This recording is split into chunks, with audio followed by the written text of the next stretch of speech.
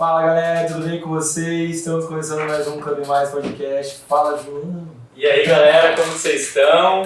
Faz um tempinho que a gente não grava. Bom, pra eles não vai fazer diferença nenhuma, né? Porque como você tava saudade de falar, fala, João! Não? E com quem que a gente vai falar hoje?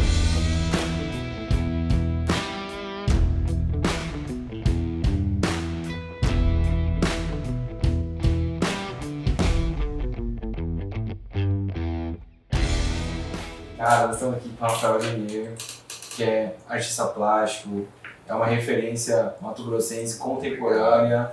Há muitos anos nós não tínhamos um artista novo aqui e agora a gente está com uma referência mato-grossense muito foda, que vai ser pai, é empresário, marido, filho de Jesus. Então nós estamos aqui com o Janeiro. Janeiro, por favor, se apresente pra gente. Obrigado aí pelo convite, fico muito feliz dessa oportunidade de estar conversando com milhares de pessoas e agradecer a vocês aí, a esse podcast incrível. E a ideia é essa, a ideia é conversar, trocar uma ideia aqui, falar um pouco sobre minha vida, sobre meus projetos, sobre os últimos acontecimentos. Bom que a gente já colocou a pauta, né? Tá tranquilo, né, João? Tá só ele que vai embora. Eu acho massa porque a gente, assim, mudou do 8 pro 80, né? A gente tava chamando uma galera, assim, cara, da culinária esses tempos, chamamos um monte de gente que trabalha com cozinha. E agora a gente foi também, que também é um mundo artístico, né? E agora a gente também tá no mundo artístico, mas de uma outra vertente. Então, ela tá olhando tua camiseta, que totalmente customizada, né? Sim, exatamente. Que é o Pescador de Sonhos. É o Pescador de Sonhos, Okay. nosso principal personagem. Massa, e vamos começar do começo, né? Como que começou a tua trajetória? Eu vi umas notícias, assim, a gente faz um pouco do dever de casa, mas eu vi que você teve um começo lá aos 8 anos, com uma bicicleta. Foi aos 8 que você começou? Como foi essa jornada tua? Sim, nossa, a bicicleta sempre está presente na minha vida. Primeiro nasci em Cáceres, na cidade das bicicletas. Com 8 anos eu pintei a bicicleta da minha avó, que eu fui no mercado comprar as coisas. A primeira vez que eu comprei tudo certo, troquei a bicicleta da velha. Meu Deus do céu. Me deu uma surra no outro dia. Mentira. Nossa. Eu falei, pô, eu comprei tudo certo. Você compra tudo certo, mas você trocou minha bicicleta. Eu peguei, era uma Monarca tropical, roxa. Cara, tinha uma Monarca também. Aí eu fui lá e troquei, peguei a mesma roxa, só que o pneu caiu tudo velho, enferrujado. E ela ficou andando, cara. Fui no mercado, não tinha mais. E aí ela pintava guardanapos. E eu peguei todas as tintas dela. Cara, transformei a bicicleta. Falei, nossa, agora minha avó vai sentir maior orgulho, né? Aí levei outra surra. Cara, daquele jeito. Eu falei, eu já estava fazendo arte contemporânea na época, né? Só que as pessoas não entendiam. Eu entendi, né? Exatamente. Então, com 8 anos, eu já estava fazendo arte literalmente. Cara, que sensacional. Mas é uma coisa que você sempre teve dentro de você? Uma coisa assim que... não sei se a gente pode falar em dom. É uma coisa que você fala assim, cara, é um dom meu, eu nasci com isso. Sim, realmente é um dom. E eu falo assim, 30% é dom, os restantes 70%, né? 70% é força de vontade, é correria, estudos, é tudo isso. Porque não adianta você ter um sonho e não ter ação, né? Então, desde criança, eu sempre fui essa pessoa criativa e sempre me preocupei, assim, como que eu vou ganhar minha vida? Eu vi a correria dos meus pais, de toda a minha família, não foi um tempo fácil, né? Sempre muito escassez, muito difícil. Graças a Deus, nunca passei fome, nunca faltou nada, mas sempre foi regrado. Né? Passei por muitas coisas quando criança, então todas essas circunstâncias me fez ter essa preocupação do que é o futuro e como que eu iria viver, né? De que profissão. Então desde criança eu já pensava nisso. Cara, eu acho interessante esse pensamento empreendedor dentro da arte, porque você teve uma dificuldade que eu observo como um DJ, que eu também discoteca, que é o seguinte, cara, por mais artista foda que você pode ser, você tem Mato Grosso. Isso te dá te limita muito. Eu vejo isso, a arte aqui ela ainda é algo que está sendo... Nós temos grandes artistas, né? Já tivemos alguns até que faleceram agora recentemente, mas não é uma coisa igual você nascer em São Paulo, você nascer no Rio de Janeiro, você nascer em Paris. Então, o fato de você olhar com o empreendedorismo já deve ter ajudado muito desde o começo da sua carreira, né? Olhar com um viés, cara, eu sou artista, mas eu quero ganhar minha vida, eu preciso ter grana, eu preciso crescer, eu preciso desenvolver um trabalho que vai me dar uma família, sustento, etc. Isso é muito massa. Sim, exatamente. E assim, depois que eu iniciei a minha trajetória artística, eu falo assim, que eu assumi artista, falar eu vou viver de arte, o que eu mais ouvia era pessoas falando assim, e falando assim, cara, você tem que vazar daqui, que aqui não dá futuro, você tem que ir embora daqui, você tem que aqui, se aqui você tá dando certo, imagina fora, vai pra Europa. Isso, hoje a arte, sim, cara, eu tinha 22 anos, hoje eu tenho 31. Então, cara, eu cresci esse lado profissional escutando isso. E com 27 anos eu falei, cara, eu vou embora daqui mesmo. E aí, onde eu vendi tudo e fui embora, eu falei, vou morar em Amsterdã. E cheguei a Amsterdã, tal, consegui uma residência artística, e nesse período eu já tinha esse contato espiritual. Eu fiquei 4 meses e foi um período que Deus falou comigo que não era o meu lugar ali, né? E aí foi onde eu voltei. E aí nessa volta eu inicio um novo ciclo com toda essa bagagem. E aí eu vi que lá fora não é o que eu imaginava, o que as pessoas falavam, de não, tem que ir embora e tal, tudo isso. Que é super compreensível também. Sim, não, exatamente. Eu, ali naquele momento eu teria que trabalhar em outro segmento para fazer arte no final de semana por um processo de 2, 3 anos, entendeu? Então, cara, eu ia sair um pouco do meu foco, né? E foi onde que eu voltei, eu falei, não é isso. Só que aí entra toda essa parte do ego, orgulho e vaidade, né? Então, assim, eu passei por cima do meu orgulho, porque eu fui com uma promessa de, nossa, agora eu vou ser famoso, vou destruir, vou arregaçar. Realmente, cara, consegui várias oportunidades, só que eu falei, cara, até que ponto? Porque é uma geração que precisa da arte para entender o propósito espiritual aqui em Mato Grosso. Então, como que eu quero estourar lá fora se eu não conseguir fazer uma ação ali pro meu povo, sabe? Então foi algo nessa complexidade. Você foi pra um lugar secular, né? Sim, pra caramba. E aí lá eu comecei a desviar. Eu comecei a... Quando eu falo desviar, não se assustem. É que aqui a importância de você se alimentar de Cristo todos os dias é fundamental, porque é igual o arroz, o café da manhã, a janta, igual, daqui a pouco eu vou chegar e eu vou jantar com minha mulher, entendeu? E aí amanhã eu vou tomar o café da manhã, depois eu vou almoçar, depois eu vou tomar um lanche, depois eu vou jantar novamente. Se eu não fizer isso, eu vou ficando fraco. Sim. E o lado espiritual é a mesma coisa, então todo dia a gente tem que nos alimentar da palavra. E lá em Amsterdã, cara, eu comecei a não me alimentar mais minha carne. Mas o ego, né? Mas eu sou isso, aqui. E aí eu fui fazer inglês em uma escola, a professora era missionária da igreja. E toda aula a gente tinha célula. Então assim, cara, até lá o propósito era, não, vem, eu quero você. E aí eu voltei novamente. E nessa volta espiritual foi revelado para eu que não era o meu lugar ali. Aí foi onde que eu voltei para Mato Grosso. Quando você voltou? Eu voltei em 2018. Você já tava, eu conheci a Aline já? Então, nessa volta, conheci a Aline, casamos com 9 meses. Aí que o trem... Então, de 2018 para 2021, a minha vida teve um percurso assim de, parece que foi 10 anos. Né? Então Deus preparou tudo. E hoje, no começo, esse lado eu falo que a minha maior luta diária é orgulho e a vaidade. É todo dia eu renovando minha mente. Você mexe com arte, né, cara? Todo dia. Muita gente pagando pau, tipo, você tá... as palavras, né? Não, mas é no sentido de, cara, pô, desse jeito. Foda e tal. Cara, você tá no mercado, cara, esse dia eu recebi um presente de um fã, mirim, que, cara, ele fez um pescador assim e me entregou no mercado. Nossa, velho. Ele tava no carro da mãe.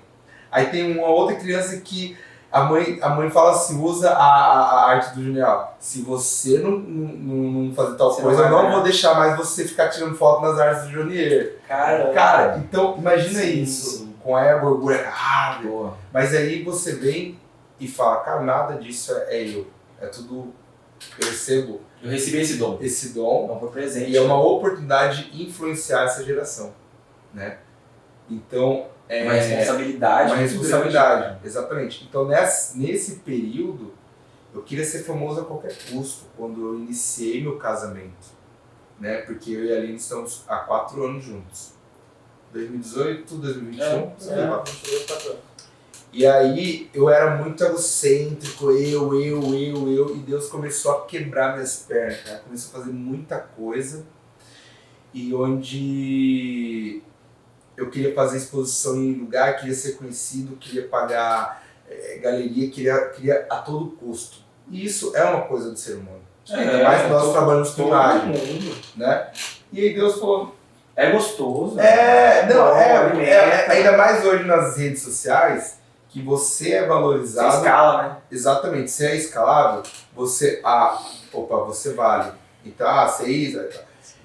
E aí, cara, Deus fez muita coisa, nós começamos a fazer a primeira exposição, com 3 meses, Deus falou, você não vai vender nenhuma obra. Peraí. A gente fez uma exposição no Shopping Estação, não sei se vocês lembram, em 2018, cara, tem um monte de ferro lá na entrada do shopping. O nome foi Reino em Evolução. Foi o primeiro projeto, eu e a Aline juntos, né? E aí, onde trabalhamos, Deus falou para eu não vender nenhuma obra. Quanto tempo você trabalhou nesse projeto? 2 anos. Você demorou 2 anos para um projeto. Só a primeira tela, eu demorei 6 meses para pintar. Porque eu bloqueei, eu não conseguia produzir essa primeira tela. E aí Deus falou, mude a sua mente. Eu mudar minha mente? Cara, como assim? E aí eu fui prestar atenção, como que eu chegava no ateliê? Eu chegava, cara, eu vou vender 30 telas, cada uma 10 mil, vai dar 300 mil, eu vou comprar uma casa, vou comprar um carro, vou comprar isso, vou comprar aquilo. Aí eu ia pintar, não conseguia pintar. Entendi. E aí mudar a mente, eu comecei a pedir revelação, como que eu vou mudar minha mente? Aí, nós somos imagem e semelhança do Criador, então eu vou pensar como Cristo pensa. Não pensava, porque Ele é vivo dentro de nós. Como que Cristo pensa? Aí, como que as pessoas vão entrar e vão sentir as obras? Eu comecei a pensar em Como pessoas. você vai impactar a vida daquela Cara, pessoa, ao invés de pensar em como você vai comprar o seu apartamento. Sim, cara, eu comecei a pensar em pessoas, começou a vir tanta ideia, que começou a ter um transbordo, assim, eu não conseguia administrar tantas ideias. Foi tipo jogar Thiago e jogar a rede no... Exato, foi isso. Cara, ideia, cara, uau! E cara, eu conversava aqui, cara, dava uma ideia. Aí teve um dia que eu sonhei, cara, que o pescador tava flutuando sendo um monte de gaveta dele. É muito. Pra quem não entende, vai falar, cara, o que esse cara tá usando, velho? É Espírito Santo. Eu sonhei com um monte de gaveta, eu sentei na mesa. Eu sentei com a Aline e eu falei, amor do céu, eu sonhei com um monte de gaveta saindo de mim. Eu achei que era algo negativo, né? E aí eu pedi revelação. Então por isso que é importante a gente pedir revelação. Porque tem muitas pessoas que conhecem a palavra do início ao fim, mas não tem revelação. Isso se torna religiosidade. E quando você tem revelação, é uma Comunhão, intimidade, né? exatamente, com Cristo, com Jesus. Eu falei, cara, por quê? Eu comecei a ver o tanto de projetos que eu engavetava. Eu não ia até o final. Eu iniciava o projeto, uau! Porque eu sou geminiano, olha só, porque eu sou geminiano. Faz como eu sigo. Eu sou geminiano. Então, aí depois que eu entendi sobre Cristo, eu sou geminiano com ascendente de Jesus. Então, eu tirava... Acabou, cara. Bora e tal. E aí eu falei, cara, se cada pessoa entrar nessa exposição, abrir uma gaveta e tirar uma mensagem, aquela mensagem aí entre os clichês na rua. Cara, olha a ideia de uma tela que tem uma gaveta saindo assim, sabe? O pescador cheio de gaveta. Então, só foi ideia incrível, só que com 2 meses antes da exposição, Deus falou, você não vai vender nenhuma obra. Eu falei, não, peraí, você tá me tirando. Não. E a gente troca altas ideias. Eu falei, não, Deus, como que eu vou? Aí eu vou comer o quê? não, só o custo da exposição era 80 mil. Porque contratei arquiteto, pá, não sei o que, a gente fez todo um estudo de. Parecia uma nuvem, porque eu não queria colocar em cavalete. Eu queria algo diferente. Beleza. Aí não vendi, falei pra Linha, falei, amor, não vamos vender as obras que Deus falou comigo. Deus falou você amém, então eu vou morar. Então a importância de você ter uma mulher que entende que está na mesma sintonia e visão sua é fundamental. Quando a gente fala que a mulher, porque hoje é uma polêmica quando fala da mulher submissa. A mulher submissa é que ela está ela é a sua base. Entendeu? Então quando você tem uma mulher forte, cara, você vai para outro patamar. E ela, bora, dele, não vamos vender, não vendemos. Aí chegou na exposição, cara, no dia da exposição a gente estourou o cartão, a gente tinha, acho que R$1. Cara, a gente tava quebrado na exposição, só que a gente tava tão feliz, porque a exposição toda tava feita. E aí começou a chegar a galera. E aí chegava uma pessoa que tinha poder aquisitivo, cara, a gente falava, essa obra é das gavetas, não sei o quê, papapá, não, a gente nem focava em dinheiro. Não, galera querendo comprar. Chegou uma mulher lá e falou, cara, eu pago 30 mil. Eu falei, eu pinto, eu vou vender, depois eu pinto pra Deus. Eu falei, mano, não tem, cara, é um propósito. Você entende? Ofereceram, então. Ofereceram, você recusou. Tinha que recusar. Só que aí eu tava sofrendo porque era o propósito não vender. Só que Deus, ele é tão misericordioso que eu falei, Deus, me ajuda, eu não tô aguentando, que eu preciso pagar as coisas, eu tenho fornecedor. Aí Deus me deu uma revelação. Você não vai vender a original, mas você vai ter um print da original. Eu falei, como assim? Aí eu falei, porra, aí a gente tirou uma foto em alta resolução, fizemos uma impressão em Canvas. Então uma obra era 10 mil. Aí o print era R$800. Nós vendemos 20 prints de cada obra. E divulgou o trabalho com muito mais pra gente. todo mundo. Aí eu não quero que uma obra vai para uma casa só, eu quero que vai pro reino. Só que a principal mensagem que ele estava nos treinando é não fazer acepção de pessoas. Porque chegava uma pessoa que não tinha condições de comprar aquela obra, a gente falava de Jesus para ela. Então, Jesus nos treinando, eu e a Aline, para os próximos passos. Porque ele só vai liberar, ele só vai te dar a bênção se você estiver preparado. Então ele fez toda essa exposição para a gente receber a galeria. Que hoje a galeria, cada pessoa que entra na galeria recebe uma palavra. Cara, Louco, né? Fenomenal.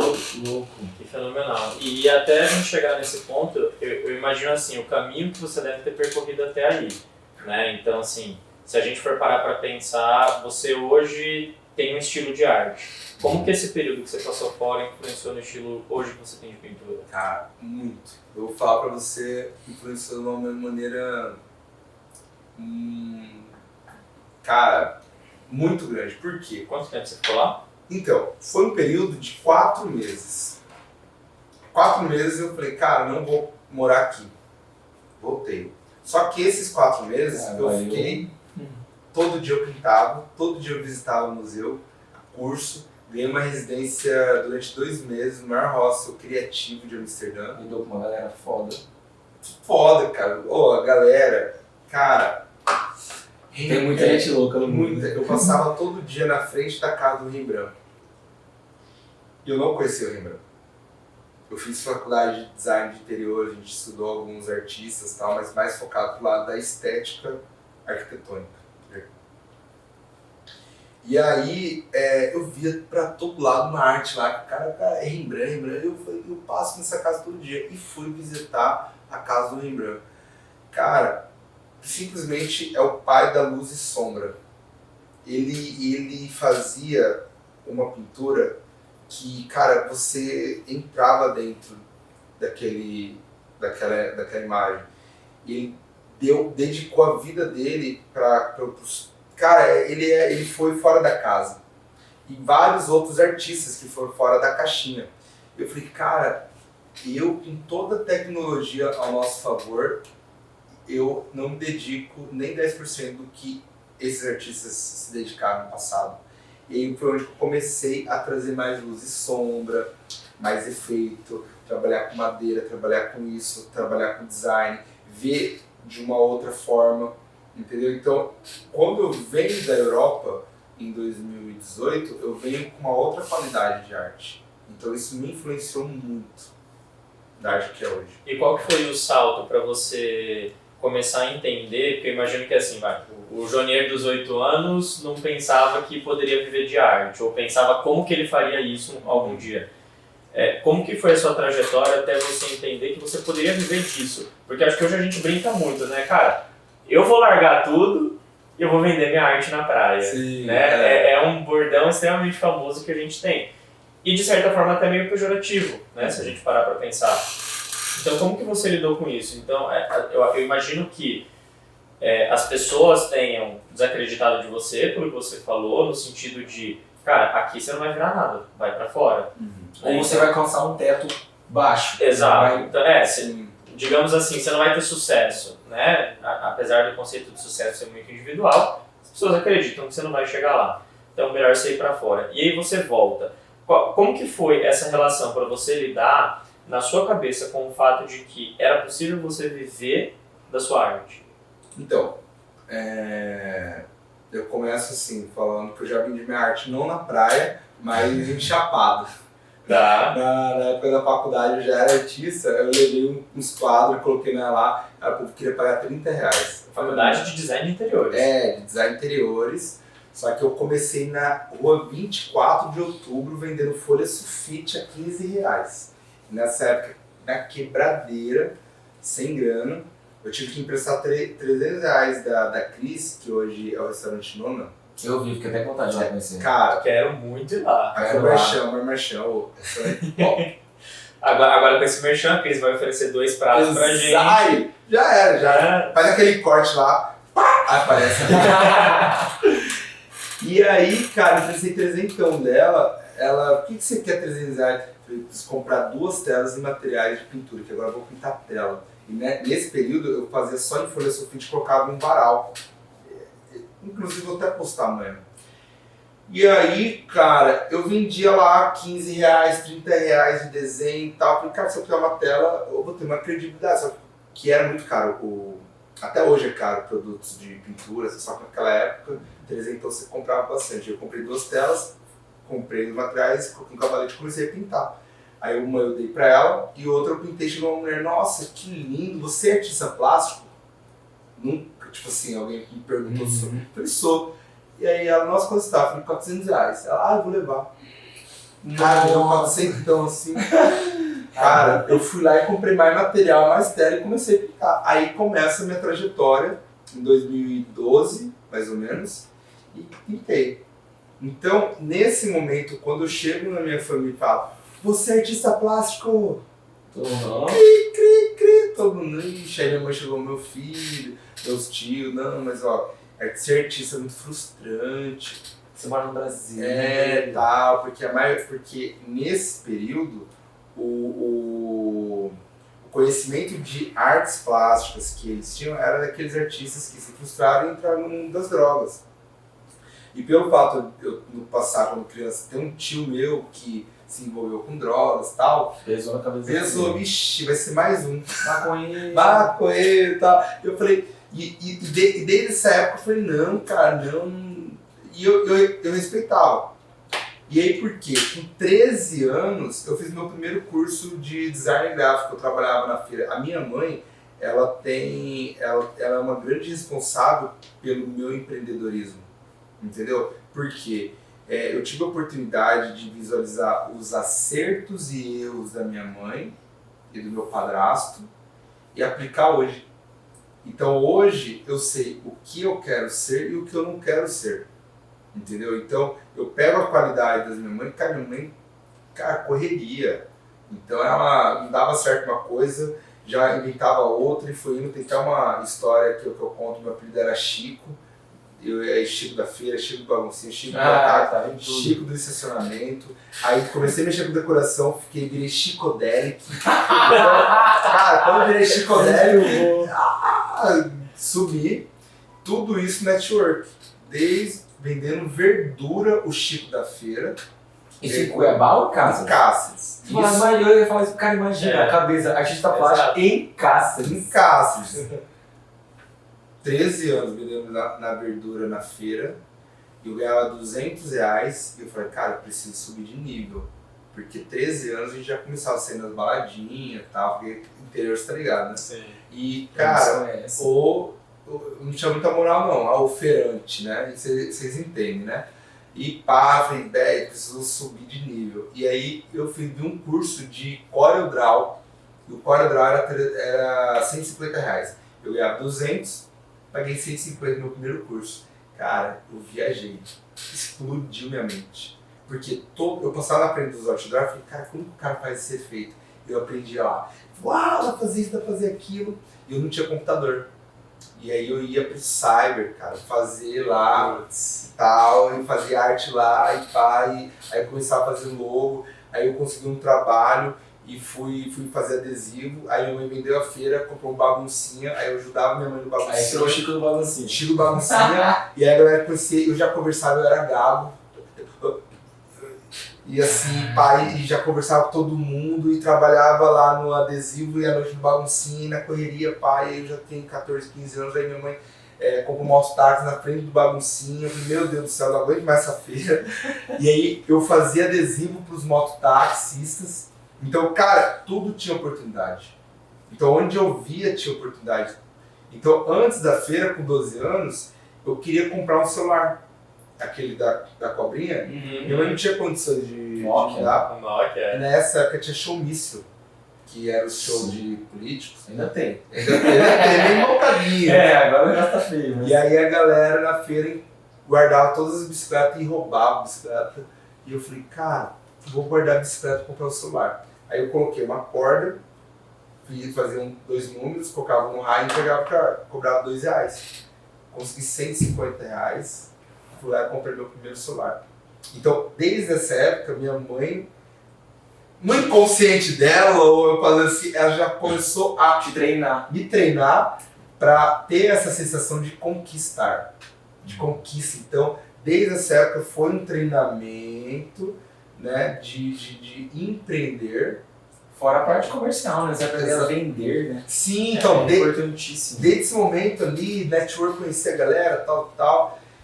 E aí, com 19 anos que eu venho para Cuiabá, porque quando o Bianca comprou o lote, ela vendeu o baguncinho, uma táxi, ela falou, vou comprar um lote, vou comprar uma propriedade. Falou, propriedade. Eu falei, uau, caraca, você Vou virar dono de terras. vou construir uma laje, agora vou pegar todo mundo. Aí, cara, aí teve festa fantasia nesse dia, minha mãe, vou te levar. Eu falei, minha mãe me levar na festa? Aí ela veio com um coletinho assim, fluorescente, e eu falei, nossa, da pessoa minha fantasia, fiquei feliz demais. Aí chegando no Yacht Club, o terreno que ela comprou era na frente do Yacht Club. Aí ela me deu um apito, você vai cuidar de carro. Chico do estacionamento. Caraca, cara. Quando dava 11 horas, o estacionamento lotava. Dinheiro. Porque todo mundo que conhecia o Chico do Baguncinha, Chico da feira, estacionava no Chico do estacionamento. Ali eu já estava fazendo network, já estava sendo conhecido e trazendo para minha mãe. Lotava. Falei, lotava, agora você pode ir pra festa. Então minha mãe já estimulava, ó, só vai pra festa quando acabar tudo. Então era um estímulo para lotar o estacionamento. Então eu tirava a vergonha, cincão, já lotar, que já fazia correria e tal, e ia pra festa. E lidando com gente. Chegar na festa com esse cara, eu chegava conversar. Eu era carudo. E aí, tô cuidando do seu carro aí, pá. Chico, e aí? E gente boa e papá, tipo bacaninha. Por isso que eu bacaninha, a gente se entende. Vamos lá, pra quem tá assistindo, quem tá bacaninha. Bacaninha, meu cunhado. Ele que escolheu pra a irmã dele. Ele escolheu? Pra casar com minha irmã. Eu sei. Ele e minha sogra. Aí, cara, chegou nessa festa, todo mundo conhecia e tal, e aí, oportunidade. O cara que fazia a decoração tava mexendo lá, eu fui ajudar o cara. E ele viu que eu era desenrolado, falou, me ajuda amanhã a desmontar aqui. Eu falei, demorou. Fui no outro dia lá, ajudei a desmontar. Resumindo, toda festa eu ajudava o cara da decoração a montar a decoração. E papazinho lá e tal. Aí chegou um dia e falou, cara, não vou conseguir fazer decoração, ligando lá pro cara, não vou conseguir, porque eu vou ter uma viagem, oportunidade. E cara, eu consigo fazer. Você consegue? Aprendi. Consigo. Tanto que eu faço pra você. Cara, comecei a colocar uns andames, negócios lá, aro de bicicleta, puxei malha, cara, ficou psicodélico, era igual aos circos. Cara, que decoração psicodélica. Quem fez? O Chico do estacionamento. Chicodélico.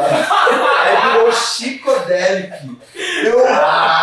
Menino, encheu na minha horta. Chovendo mesmo. Com 19 anos. Aí eu comecei a mexer com decoração pra todo lado. Aí que eu venho pra Cuiabá.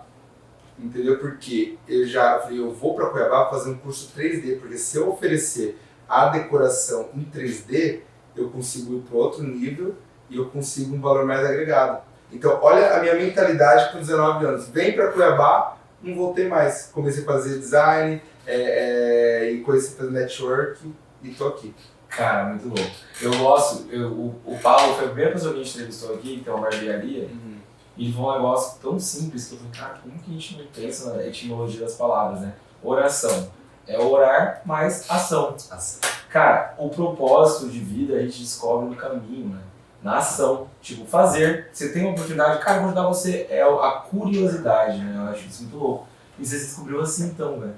O Chico é curioso. A gente tava falando de ego aqui e tudo mais, e o que eu gosto muito sempre de refletir é, em algum ponto dessa trajetória de vários Chicos que você foi, em algum momento delas você sentiu vergonha de ser esse Chico, ou por exemplo, o cara que apita no estacionamento, tô passando mal carão, tô passando mal vergonha, não sei, se eu entrar na balada as pessoas vão me respeitar. Pra mentir ou pra falar a verdade?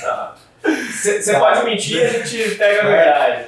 Cara, sinceramente, todas eu senti vergonha. Pelo fato de ser gago, pelo fato de a minha família não ter uma condição.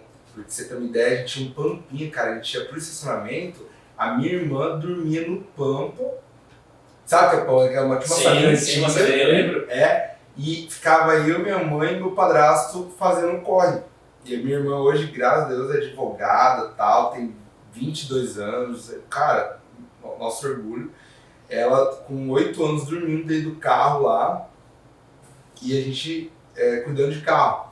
Então, tipo assim, aquele momento eu ficava morrendo de vergonha. Só que naquele ali eu já tinha uma intimidade dele, mas só que eu não conhecia. Tipo, ele falava comigo, mas de uma outra forma, sabe? Não é igual hoje. E cara, o Espírito Santo já me conduzindo assim, é um processo. Faz parte, tá? Então, feira, baguncinha, moto. Estamos te lapidando, né? Estamos te lapidando. Então eu ia.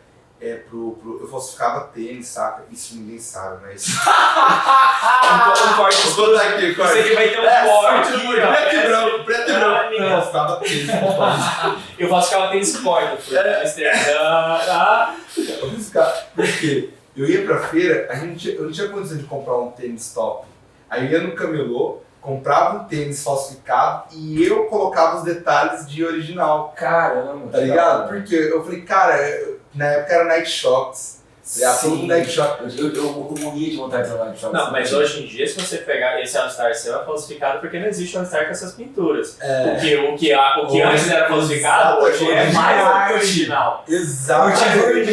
Então você vê, olha essa transformação, e é louco você pensar, né? O que você fazia antes, por você não ser ainda quem é hoje, era uma coisa falsificada.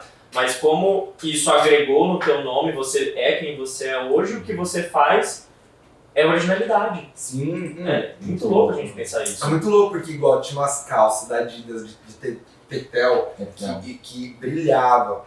Só é original se brilhasse. E no camelô não tinha essas... tá ligado? Sim. Aí o que acontecia? Eu comprava ela, ia no... Como eu trabalhava com adesivo, eu pegava aqueles adesivos de carreta que... Mentira! Coletivo, cara, ia lá e cortava e pregava com super boa e pagava de paquito. Ia pra feira vender verdura no pano. No brilhando. Camiseta tectal Adidas com o negócio, adesivo brilhando, calça e o Nike Shox. Ele colocava uns efeitinhos também pra brilhar. Cara, Nike Shox. Ô, Rafael, você é de 90 ou 91? 91. Você é 91? Quando de 91? 14/6. Terceiro, eu sou de 90, 12 de 90. Cara, realmente, então a gente viu a mesma coisa. Realmente, cara, o Nike Shox era uma coisa assim. Aí o boné da Tony, eu lembro também, que tinha. Cara, eu vendia, eu vou comprar um Nike Shox pra você. mano, R$500, eu lembro na época, R$500. Van Dutt, você lembra do Van Dutt? Hã? Van Dutt. Lembro. Eu fui o primeiro vendedor de Van Dutt de caça. Essa é outra coisa. Original. Eu vendia como original. Ele vai assim lá garantindo seu jogo. Exato. Porque eu trabalhava na feira. Cara, eu trabalhava na feira, eu precisava aumentar meu valuation ali. Porque, cara, eu tô ganhando. Minha mãe tá dando uma porcentagem pouca, porque a cada 5 tomates, um tomate era meu. Então, pra vender uma dúzia, eu tinha que vender um cento pra conquistar uma dúzia pra vender a R$12, tá ligado? Cara, então era sofrido. Aí eu falei, cara, e agora? A conta demorava Você já tava aprendendo sobre diversificação de negócios. Criando novos produtos. Sim, cara.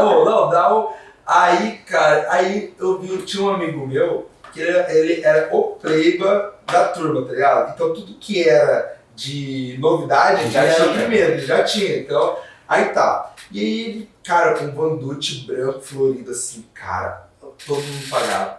Nossa! Aí beleza. Aí eu tô lá andando de bicicleta no centro, eu vejo no camelô, cara, um boné igualzinho do Van Dutt.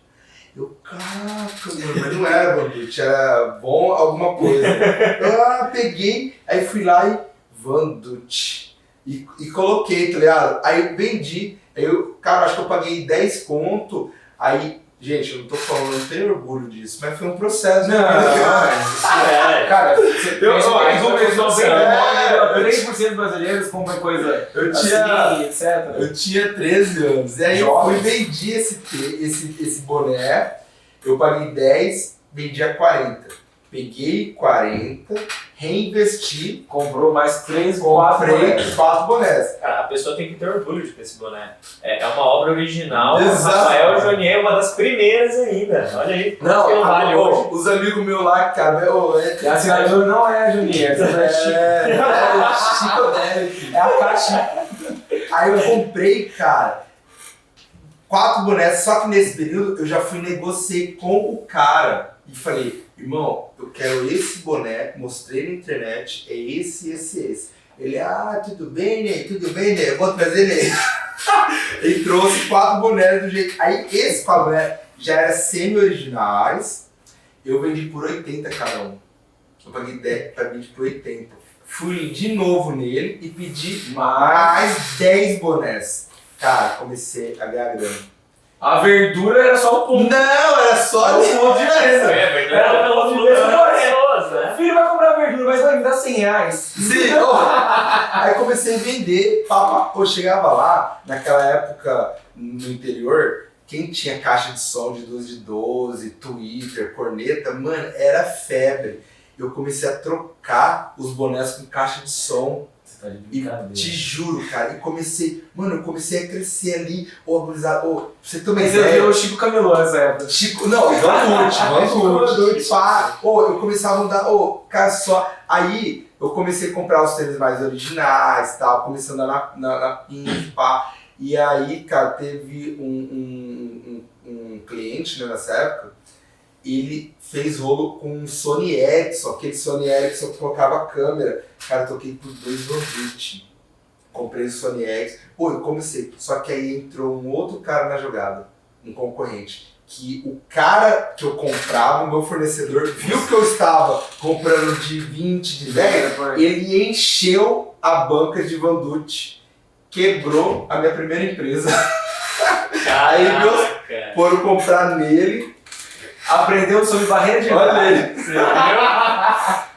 Tem que dimensionar a concorrência e saber dimensionar o estoque. Cara, exato. Por isso que hoje, o que a gente investiu na propriedade intelectual do pescador, da princesinha, tem vários artistas que copiam, que se inspiram e tal. Só que hoje eu aprendi que eles fazem propaganda pra mim. Cara, legal. Isso é uma coisa que eu acho interessante pra gente falar. como que a gente diferencia no universo da arte, que é uma coisa tão pessoal, o que é cópia, o que é inspiração? Cara, então, a inspiração, para eu chegar no Pescador, eu inspirei vários artistas. Igual os Gêmeos. Os Gêmeos são uma das maiores inspirações visuais. Tá. Só que os Gêmeos fazem cabecinha redonda. Eu falei, vou fazer cabecinha quadrada. Os Gêmeos não tem chapéu. Eu vou fazer um chapéu. Agora eu vou colocar um bigode do Salvador Dali. É isso que eu ia falar. E vem. Muito. Todos os personagens têm olhos. Eu vou fazer um olho lúdico. Eu vou fazer uma cabeça quadriculada, uma caixa. Lembrar caixa de verdura, uma vela de couro. Então eu fui pegando referência e fui trazendo. Então isso é referência. Agora, putz, eu vou Pegar o mesmo formato. Os Gêmeos usa a cabeceira, eu vou usar a cabeceira. Aí Vamos só dar cor no olho. Exatamente. Só que aí, o que acontece? Você pode copiar aquilo que o artista já fez, mas aquilo que está na cabeça do artista, ninguém copia. Sim. Então o artista, o Divino Espírito Santo, eu demorei uns... Cara, a primeira revelação que eu tive com o Espírito Santo foi com 10 anos na Praça Barão, que eu vi um hippie fazendo filtro dos sonhos e eu fiquei fascinado naquele formato geométrico. Sei. Quando eu tenho a revelação que o dom que Deus me deu para ajudar pessoas, ele pediu um Espírito Santo. Eu falei, eu não quero uma pomba, porque todos os artistas fazem uma pomba. Se eu fizer mais uma pomba, eu sou mais um artista, eu não vou ter uma identidade. Aí foi onde que minha imaginação foi lá com 10 anos, viu o hippie. Se eu pegar o filtro dos sonhos, divido ele ao meio, dá uma asa, dá 2 asas, dá um rabo. É o divino. Aí ficou o Divino Espírito Santo do Jonier. E eu comecei a pintar em toda a cidade, todo lugar, tudo. Então hoje, o povo, cara, eu quero ser divino, eu quero pescador na minha Pô, dá uma parede. bela tatu, né? Então, exatamente. Não. E esse formato é uma geometria sagrada, é o mesmo formato quando as flores nascem, o miolo da flor tem esse formato. Que é uma geometria sagrada, proporção áurea, é Fibonacci, que, segundo o cientista, é a fórmula matemática que Deus usou para criar tudo, por isso que tudo é espiral. Sim. O universo, né? a planta quando nasce, nosso DNA, E você nossa tem digital. muitas espirais nas Exatamente. que você tem. Então isso já estava no meu inconsciente. Então, o artista que copia, ele tenta copiar a essência do artista, só que ele vive a vida do artista, ele não vive a vida dele. Então é um processo, só que a cópia faz parte também, entendeu? Porque o artista ele vai copiar, uma hora ele consegue entender A arte dele, a vibe dele. a vibe dele. E como foi pra você chegar até esse processo de se entender, tá? Esse aqui sou eu. Porque eu imagino que esse tenha sido o seu maior desafio. Assim, parando pra ver tudo que você tá falando, acho que hoje no mundo artístico o que todo mundo quer é criar uma identidade artística e ser reconhecido por ela. Né? A autenticidade. né? Exato. Mas como que foi pra você o processo de encontrar o seu próprio estilo? Porque eu imagino que esse cara... o que eu fico pensando é sempre isso. Cara, como que você pega uma coisa que está tão abstrata, que está tão solta em vários locais e cria uma coisa que é tua? O processo criativo, como foi isso para ti? Então, eu comecei com retratos, eu comecei a pintar retratos, porque nesse período, entra toda essa jornada que eu te falei do empreendedorismo desde criança. Quando eu visualizo essa oportunidade de viver de arte, eu falei, eu preciso de uma base financeira. O que vai me trazer retorno rápido? E aí eu pesquisei os meus principais concorrentes, que eram os artistas desse momento. Ira, João Sebastião, Capucini, Adir Sodré, vários artistas dessa época. Eu comecei a estudar todo mundo. Falei, se eu fizer alguma coisa igual a eles, eu não vou ter mercado. Inclusive, eles vão me barrar. Porque já eram muito bons, inclusive. Exatamente. Então eu preciso trazer algo novo pra cá. Aí foi onde que vim com a pop art. Que a pop art ninguém pintava. Só que Isso foi referente de fora. Isso não, eu não tinha viajado, fui na faculdade. Tá. Porque eu vim pra Cuiabá fazer design de interiores e na faculdade, na aula de uma professora que eu sou apaixonado, ela estava falando sobre pop art. Da professora Vera, inclusive ela é artista plástico, e tá falando sobre pop art, Andy Warhol, movimento artístico de Nova York. Cara, eu pirei, eu fiquei, Só dá uma palhinha pra gente. Às vezes quem tá ouvindo não sabe muito bem o que é o pop art. Sim, a pop art, sabe aquele quadro da Madonna, tem 4 cores, Mary Morrow? Então, quem pintou foi Andy Warhol, que na época de Basquiat, são do movimento artístico de Nova York, que tem esse lado contemporâneo e tal. Ele era fotógrafo, publicitário, então tem aquela caixinha de tomate que é famosa, que tem, Sim. é uma criação dele também, tem todo um estudo nisso. Então ele fez um movimento artístico contemporâneo muito grande ali, trazendo a pop art, arte popular. Então eu falei, cara, eu vou trazer esse estilo pro regional. Então eu pego esse estilo, trago o regional e começo a pintar na 24 de outubro a pop art. E comecei a estourar. Só que nesse período eu fiquei 4 anos pintando retrato, fazendo modelo de negócio, tal. Então tudo hoje que a nossa empresa, hoje nossa empresa tem uma equipe de brand, tem mídia social, tem um cara que só cuida do tráfego, cuida dessa parte de edições de vídeo, a gente tem uma equipe de aprendizes. Então hoje a nossa empresa é uma empresa criativa, só que lá atrás eu já fazia muita coisa que hoje essa equipe de brand passa pra gente, só que de uma forma mais inconsciente. Então nesse momento eu fiz um estudo, o que eles estão fazendo, como que é, e se eu entregar para fulano, fazer prova social, fazer pesquisa, entregar para o influenciador, cara, eu já fazia tudo aquilo. Comecei a ganhar grana sem maturidade. Chegou um momento que eu estava vazio, sem propósito, só trabalhando para ganhar dinheiro. E aí foi onde que eu não estava sem ânimo. Eu ia pintar automático, 23 anos? 23 anos, 24. Júnior, você consegue falar quanto de grana, sério? 23 anos, um cara solteiro, novo, artista, tirar o quê? 10, 15, 20 mil? Cara, teve um mês que eu tava sem carro, tava só de táxi, apareceu uma oportunidade para comprar um carro e eu precisava de uma entrada de 23 mil reais. Mano, eu não dormia. Eu fiquei um mês trabalhando e com foco. Por isso que o foco é fundamental. Às vezes a gente sai do foco. Então eu coloquei lá, eu tenho 30 dias, eu preciso de 23 mil reais mais ou menos. Cada oportunidade minha, opa, tem uma tela aqui de 2 mil, 1.500, 500 reais, não sei o que. E anotava e pintava, cara, varava à noite, consegui comprar o carro. Então, só que tinha mês que eu ganhava 5. Tinha mês que eu ganhava 3, tinha mês que eu ficava quebrado, tinha mês que eu ganhava 10, tinha mês que eu ganhava... É a vida do artista, né? Cara, desse jeito... do empreendedor artista. Sim, só que sem Deus. Não tô falando que hoje a gente prega muito a prosperidade e tal, não.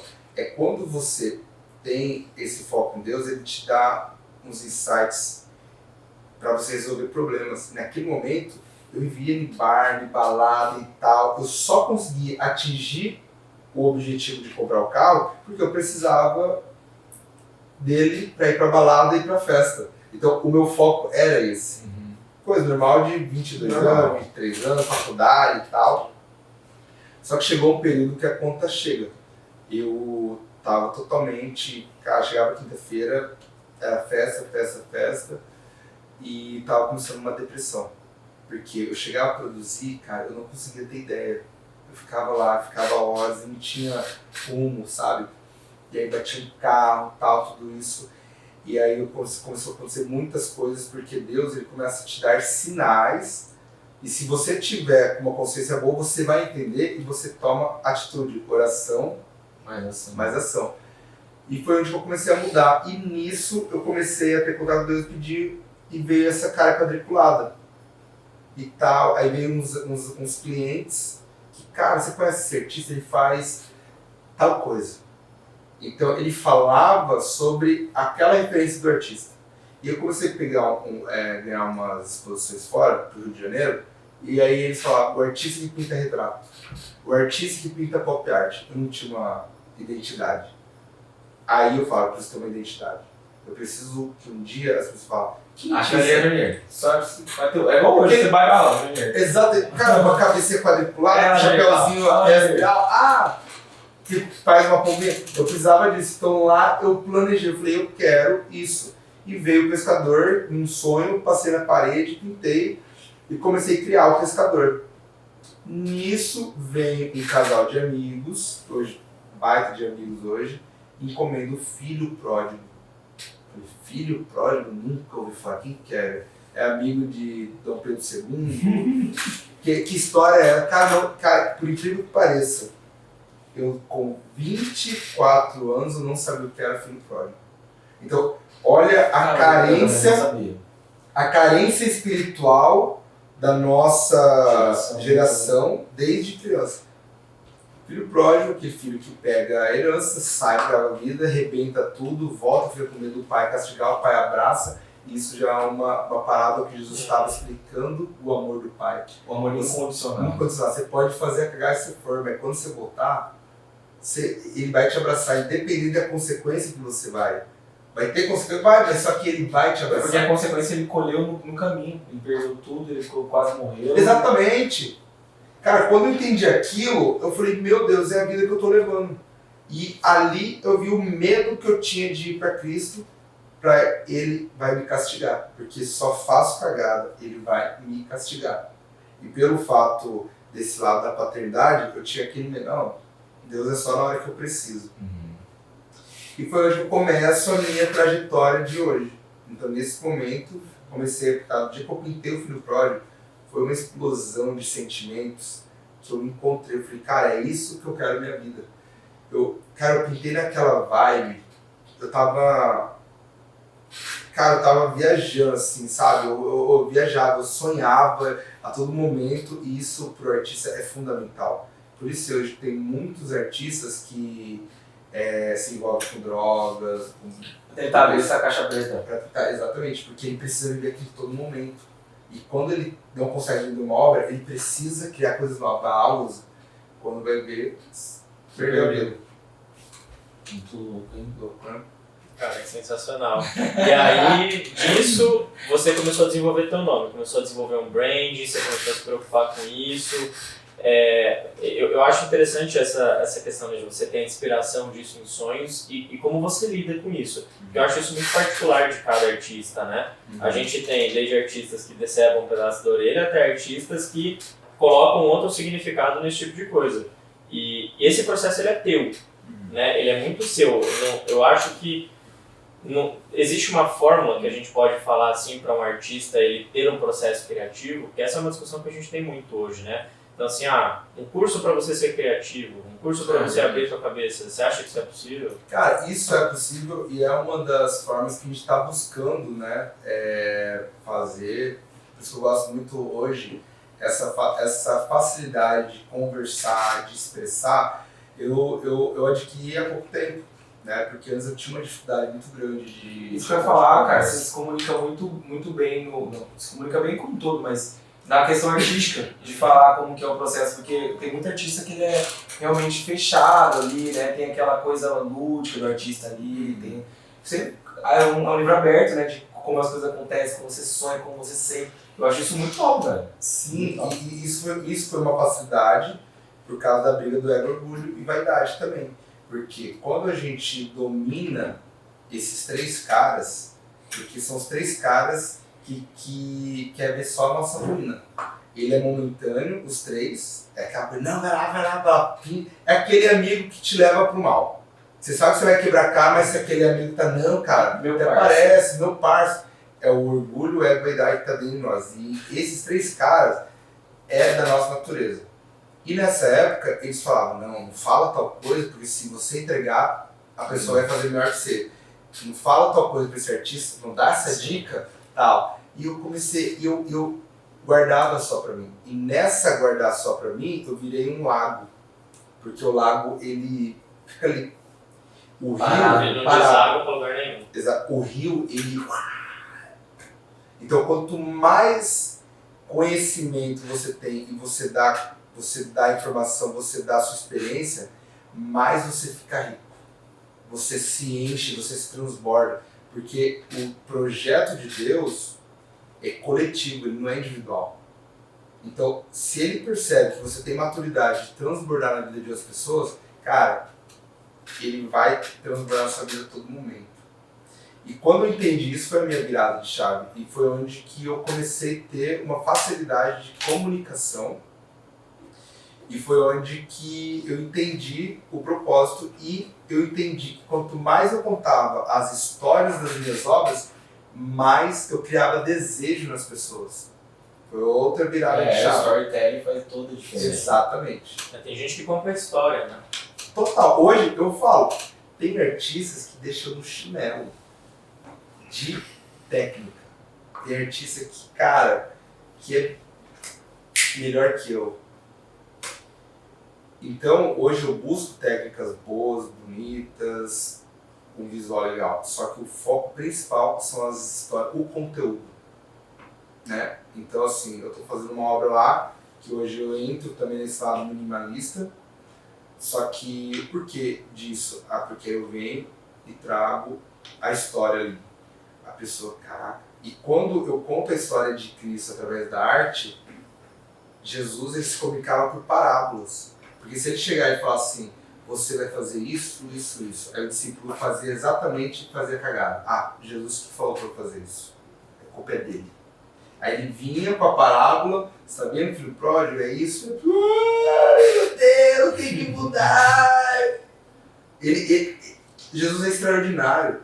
Os coaches tiram tudo de Jesus. Só que não fala. Porque a Bíblia é uma referência de todos. É o nosso manual, exatamente.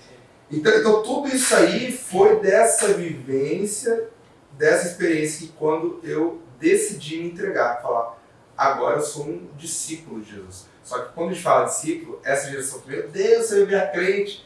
Cara, quando você fala discípulo, é você expressar o Criador. É você tentar ser cópia todos os dias do Criador. É você ter intimidade com aquela pessoa que já viu o seu futuro.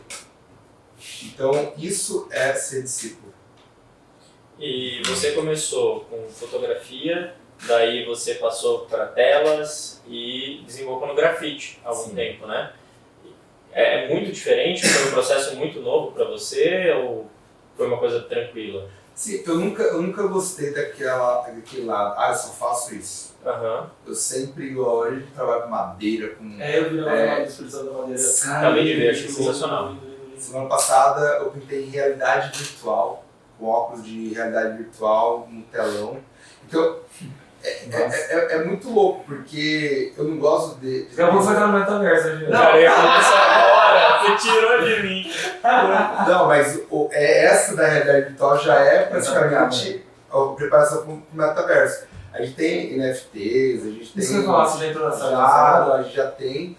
Deu uma parada que caiu, o Ethereum caiu bastante, a cripto, mas agora que é o momento desse investimento, né, que caiu, a gente está fazendo investimento, tudo. Então, isso, daqui para 3 anos, isso vai virar referência. Vai ter venda de NFTs, já tem, né, pelo Instagram e tal.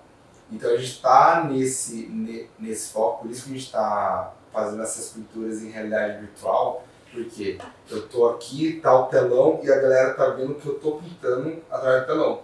Então, onde eu entro nesse universo, em 360 graus. E é legal isso, porque uma coisa, e olha só, acho que a sociedade ela exige cada vez mais isso. Uma coisa você já consegue vender mais a partir de um bom storytelling, e isso é uma coisa fundamental. Agora, se você consegue fazer as pessoas participarem do teu processo criativo, cara, você vai vender muito mais. Quem que não gosta de ir no japonês e sentar e ver o cara cortando ali o peixe? Exatamente. Todo restaurante hoje tem uma cozinha o quê? Em vidro. Então, você faz uma live, imagina você entra numa live, o cara olha como dá monetizar muita coisa, né? Você, o cara paga 10, 15 reais pra entrar numa live, eu tiro pintando, né? Desde o artista até os fãs, até o... Cara, esse universo nosso é muito. Você chegou a pensar no penado, né? Hoje eu converso com os clientes e falo, se tem, a gente começa a começar, esse dia foi um cliente lá que eu tô pintando na tela, ele começou a falar, cara, eu tinha um sonho assim, cessado, e foi o dia que Deus falou comigo e papai começou a viajar na maionese lá. E aí eu comecei a entrar no universo dele, porque esse lado de pintar no metaverso é você entrar literalmente. Cara, eu entrei e fiquei viajando assim. Eu falo que eu sou metaverso humano. Eu viajei lá, cara, fiz o croquis. Quando ele veio, caraca, lá, mas é isso! Como você sabe dessa janela? Eu tava exatamente com essa roupa. Eu falei, cara, é Deus. É uma coleção muito louca. Por isso que o povo fala, cara, o que você usa? Eu falei, mano, você não tá entendendo. O Espírito Santo é cabuloso. É cabuloso, é um cabelo violento, assim, né? E é natural a todo momento, é na hora que você quer. Faz bem pra saúde você usar ele todo dia. Tá ligado? Então. O uso é indiscriminado. Não, pode usar, pode abusar, cara. É muito bom. E deixa eu te perguntar uma outra coisa. Aí eu acho que é uma questão até pra mim, eu sou leigo, mas talvez outras pessoas tenham essa dúvida. Eu morei um tempo em São Paulo e quando eu tava lá, eu peguei um período em que a prefeitura pintou todas as paredes das ruas que estavam pichadas. Então eles passaram tinta, limparam tudo. Ali na 23 de maio tinham, cara, várias artes mesmo ali na Paulista. Eles limparam. Eu queria que você explicasse pra gente um pouquinho qual que é a diferença de uma arte que a gente faz pelo grafite, qual que é a diferença de uma pichação. Né? Por que a gente olha uma coisa numa parede e fala, pô, grafite, isso é arte. Ou eu olho outra coisa e falo, pô, tá pichado. É uma coisa que eu consigo sentir, eu consigo ter esse feeling, ou é uma coisa... Explica pra gente um pouquinho. Então, na minha visão, o grafite, ele entra numa poesia visual. Você olha, você se identifica, nossa, é agradável e tal. Mesmo tendo grafites que te reprimem, nossa, pesado, mas é uma Mas é agradável forma... você ver a linha. Sim, Eu particularmente acho incrível aquele que você faz com a árvore sendo o tabelão sensacional. Aquela, uma intervenção artística que a gente usa a natureza e tal. Então, assim, tem artistas que ele vai expressar aquilo que está dentro dele. Tem não, todos. Tem artista que está deprimido por dentro, pode até fazer uma arte bonita, só que é um período. Ele não vai conseguir se ele não se tratar por dentro, né? Beleza. Então, o grafite é uma poesia visual, independente se é belo ou não. Ali, você entende, cara, o que dizer, entender. Quando entra para pichação, já é uma crítica ou marcação de território de grafiteiros, mas muitos grafiteiros saíram da pichação. Eles foram pichadores. Então, esse lado nos grandes centros é briga de gangue e tal, aquela questão da adrenalina de você criar uma marca e falar, nossa, foi no topo mais alto e tal. Então, a pichação, ela é uma forma de arte, só que uma arte mais crítica, né, do social, que eles marcam território ali entre, vamos supor, pessoas falam gangues, né? Então, só que a pichação foi fundamental para o crescimento do grafite. Então são duas artes que elas se conectam ali e que tem muito respeito nas duas, porque eu mesmo, se eu vejo uma pichação ali, vejo uma marca assim, eu não vou pintar por cima. Eu pinto do lado e tal, eu respeito. Isso na rua muito. Se tem um grafite de um artista ali, eu não vou pintar por cima. Legal. Agora, se um cliente foi ali e tal, antes de fazer, eu ligo pro artista eu conhecer, ó, o cliente tá pedindo pra pintar assim, você sabe, de boa, tal, tô ligando pra... não, sussa. Aí eu vou. Então tem esse respeito muito grande entre... Então se você quer pintar na rua um grafite, você passa por cima de um grafite ou de uma pichação, a probabilidade de você já ser queimado nessa área ou os grafiteiros chegar e fazer a pichação é muito grande. Me tira uma dúvida muito bom, você abordou um tema que eu jamais ia pensar. Me tira uma dúvida, hoje quem são assim, os maiores clientes? Você vende muito pela galeria, tem feito muita parceria com empresa, vi que você fez parceria com uma empresa familiar e tal, para lançar um produto. Você tem muito cara, vira assim, Rafael, eu quero colocar um quadro aqui na minha casa, vem pintar. Como que é hoje esse business assim, da arte? Então, hoje o nosso maior assim, de clientes, né? O perfil de clientes é clientes que fazem encomendas. Inclusive, a gente está fazendo todo uma reestrutura na empresa para ter mais obras à pronta entrega. Porque hoje, por incrível que pareça, vocês chegam na galeria, tá vazia. Porque a gente coloca a obra e vende. Cara, que A bênção. gente deixa lá, vende. Então, cara, graças a Deus. Então, Hoje, o tempo todo é produção por encomenda, né? Como que é? É o storytelling. O cliente vai lá, né? Igual eu atendi ontem um cliente que ele contou toda a história dele e nessa história eu falei, cara, dá para dividir em 3 obras para contar a fase de cada. Ele, uau, top! Aí eu pego lá, já vou com o iPad, já deixo tudo naquele arquivo, pego os insights, a gente já fecha o valor, tudo ali, for pagamento, já passo o financeiro e tal, e eu falo, ó, daqui 1 ano eu te entrego ela. Entendeu? Porque aí a demanda ela tá grande. Só você, né, velho? Você é um serviço. E aí eu tô treinando, hoje nós Somente. temos um engenheiro criativo e nós temos 2 aprendizes. Então hoje eu tô treinando eles para me ajudar nessa demanda. Mas como assim? Eles vão ficar... Não, eu risco, faço toda a propriedade intelectual, então se eu demoro em um fundo azul, eu demoro 1 dia, esse meu aprendiz já está pintando fundo azul, ele está preparando, Entendi. entendeu? Cara, fantástico. Então Tá escalando a arte. E essa era uma dúvida que eu tinha, como que você está ajudando novos artistas a surgir nesse cenário? Exatamente. Muitos artistas já saíram. A última leva de artistas, saíram 6 artistas no começo do ano, e antes de encerrar o ciclo, fizemos uma exposição para eles seguirem carreira solo. Então hoje o Pablo, ele tá seguindo carreira, a Sônica, vários artistas eles estão buscando, a Zaf, então eles estão indo com essa carreira solo, que agora iniciou mais um ciclo de artistas.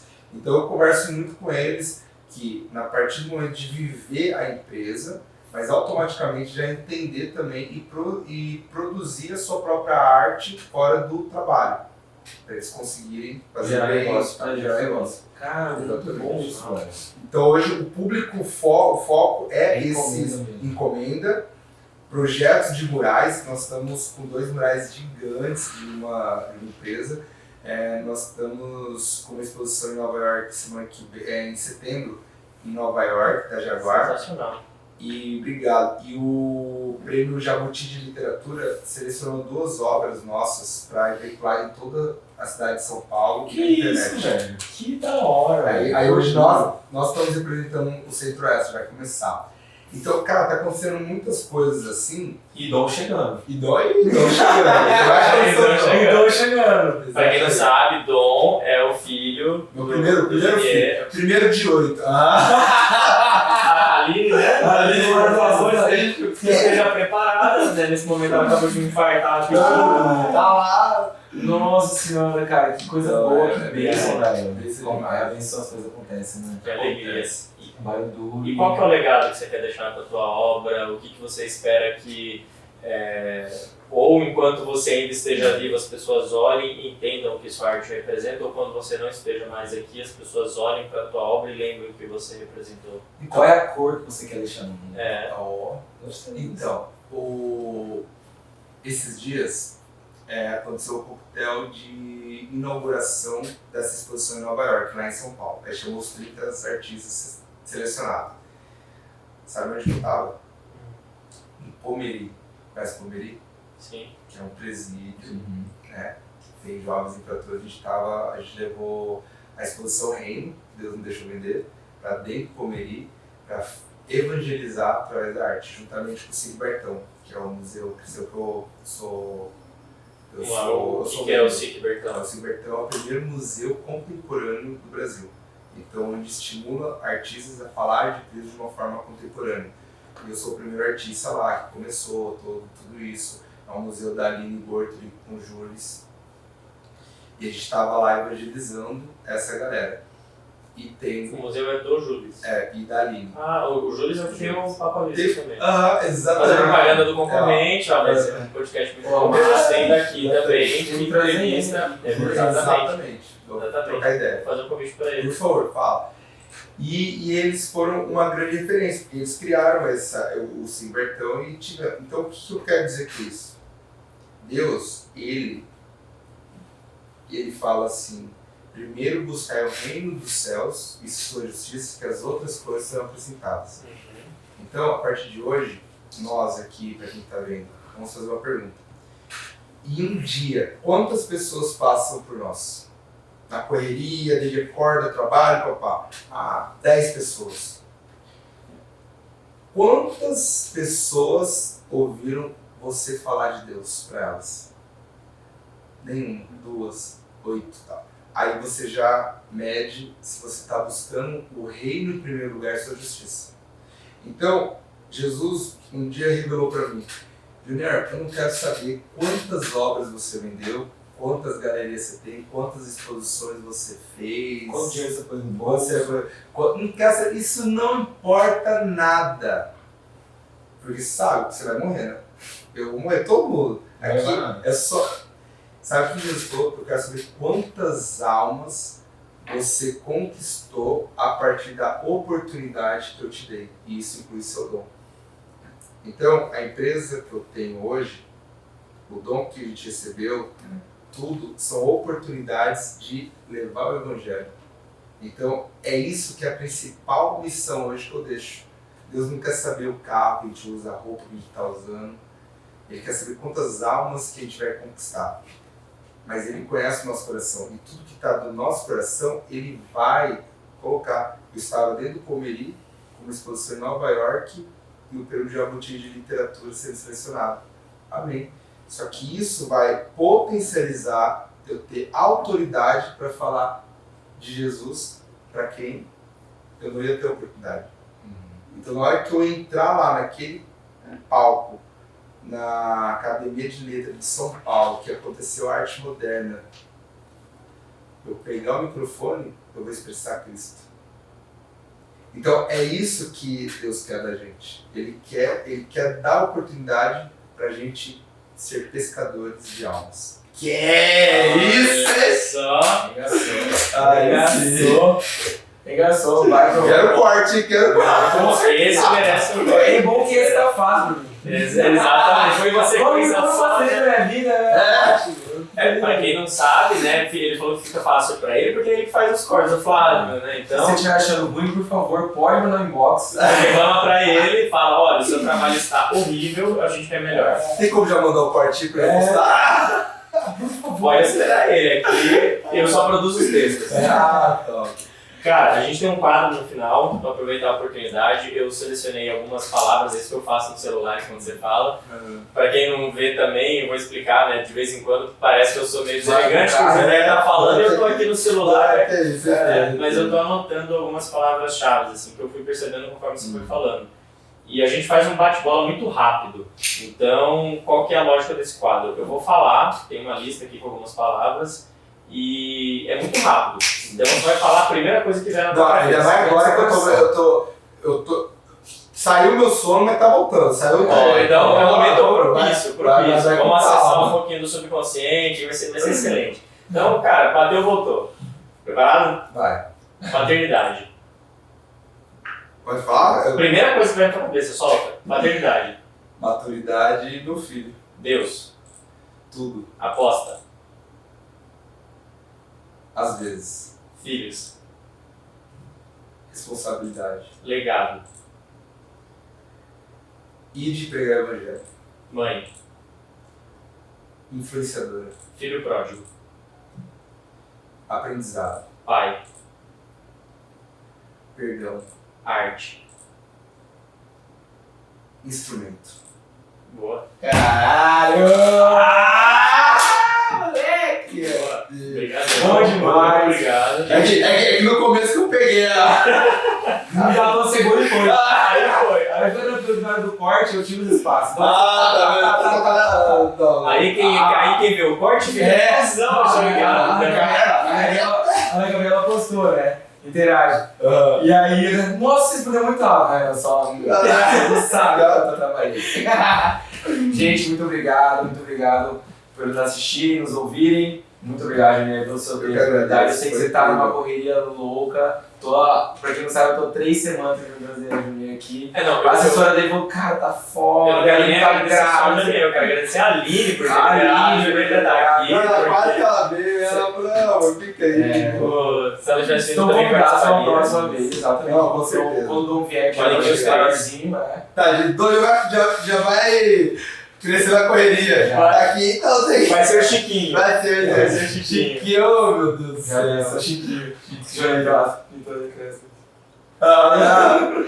Não tem como não nascer influenciado. Exato. Gente, muito obrigado. Obrigado a todo Obrigado. mundo pela audiência. Nossa, Valeu parceiro. aqui, a gente quer agradecer a LAC também pelo estúdio, né? Por Grande todo parceiro cuidado que com a a gente gente. fez, com certeza. E é isso aí. Valeu. Valeu, gente. Até a próxima.